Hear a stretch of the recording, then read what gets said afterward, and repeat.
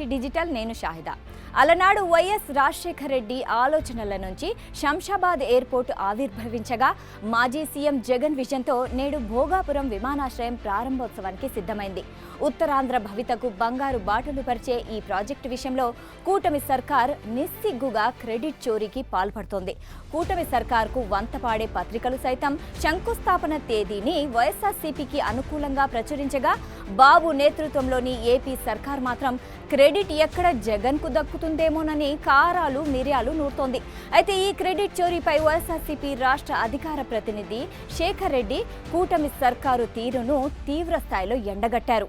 అడ్డుపడడం ఆపడం అవును అంతా జగనే చేశాడు. భోగాపురం పర్వంలో వైసీపీ సైందో పాత్ర అంటున్నాడు. నేడు అంతా నేనే చేశాయని మాయ మాటలు. కొత్త విమానాశ్రయ నిర్మాణ ఆలోచన చంద్రబాబుదే. 2019లో ఉండగా శంకుస్థాపన, 80% భూసేకరణ పూర్తి. విపక్షంలో ఉండగా తీవ్రంగా వ్యతిరేకించిన జగన్ అడ్డుకుంటామని ప్రకటనలు, గేలి వ్యాఖ్యలు. అధికారంలోకి వచ్చాక 4 ఏళ్లు కాలయాపన, మరో ఏడాదిలో ఎన్నికలనగా మళ్లీ శంకుస్థాపన. గద్దె దిగే నాటికి పూర్తయిన పనులు 26%. నిజంగా సిగ్గు, శరం, మానం, మర్యాద, రోషం, పౌరుషం, అభిమానం లాంటి ఏముండవు రాధాకృష్ణ నీకు. మొహం మీద ఉమ్మేస్తా ఉన్నా. తుడుచుకుపోతూ తప్పుడు వార్తలు రాయడంలో నిన్ను మించిన దిట్టం కూడా ఉన్నాడు అనుకుంటా. సిగ్గులేదా చంద్రబాబు నాయుడు గారి ఆలోచనే? నాడు హంద్రీనీవా 1996 లోక్సభ ఎన్నికలకి 99 ఎన్నికలకి హంద్రీనీవాకు 2 సార్లు శంకుస్థాపన చేసింది చంద్రబాబు నాయుడు ఆలోచనే. కానీ తట్ట మట్టి ఎక్కేది.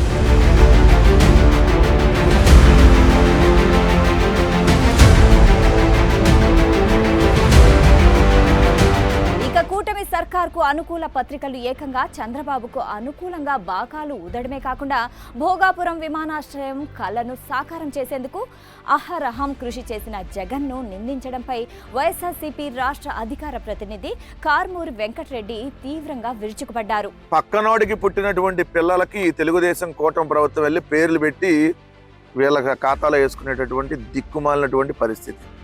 ఈ రోజు ఆంధ్రజ్యోతిలో పెద్ద హెడ్డింగ్ పెట్టి ఎర్ర బస్సు రాదన్నారు, ఎయిర్ బస్సు వచ్చేస్తుంది, వైసీపీ వెక్కిరింతలకు బదులిచ్చినటువంటి భోగాపురం అని చెప్పి బ్యానర్ ఐటమ్ పెట్టారు. ఆంధ్రజ్యోతి రాధాకృష్ణకి సిగ్గు శరం కొద్దిగన్నా ఆ దేవుడు పెట్ల. అంటే అలానే పుట్టించాడు బేసిక్గా. కొంతమంది అలానే పుట్టిస్తూ ఉంటాడు, ఇక జీవితాంతం వాళ్ళు అంతే. ఆ కోటాలో ఆంధ్రజ్యోతి రాధాకృష్ణ కూడా ఒకటి. ఇక్కడ హెడ్డింగ్ చూడండి పెట్టి, నేవీ నియంత్రణలో ప్రస్తుత విశాఖ ఎయిర్పోర్టు, వారు అనుమతించిన మేరకే పౌర విమానాలు, కొత్త అంతర్జాతీయ విమానాశ్రయం అవసరము. దీనిపై 1997లోనే చంద్రబాబు నాయుడు ఆలోచన చేశాడు. 1997లో చంద్రబాబు నాయుడు గారు భోగాపురంలో ఇంటర్నేషనల్ ఎయిర్పోర్ట్ కట్టాలని ఆలోచన చేశాడంట.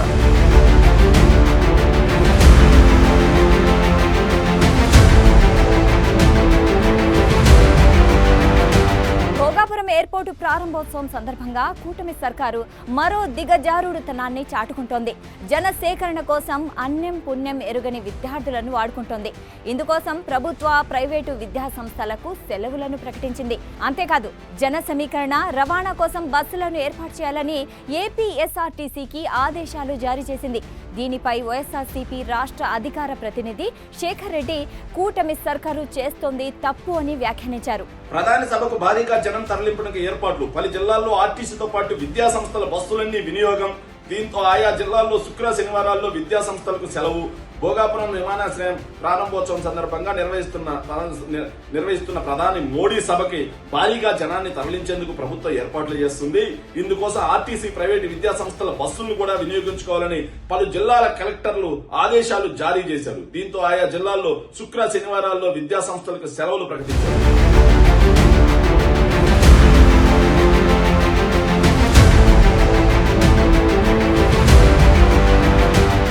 చెప్పండి, భోగాపురం ఆలోచన ఎవరిది? జగన్ సర్కారు అంకురార్పణ చేసి భవనాలను పూర్తి చేసి విమానాశ్రయం చుట్టూ ఓబెరాయ్ వంటి హోటళ్లను తీసుకురావడానికి కృషి చేసింది. కానీ క్రెడిట్ అంతా తమదేనంటూ కూటమి సర్కార్ బాహాటంగా చెబుతోంది. దీనిపై మీ అభిప్రాయం ఏంటి? కామెంట్ల రూపంలో తెలియజేయండి.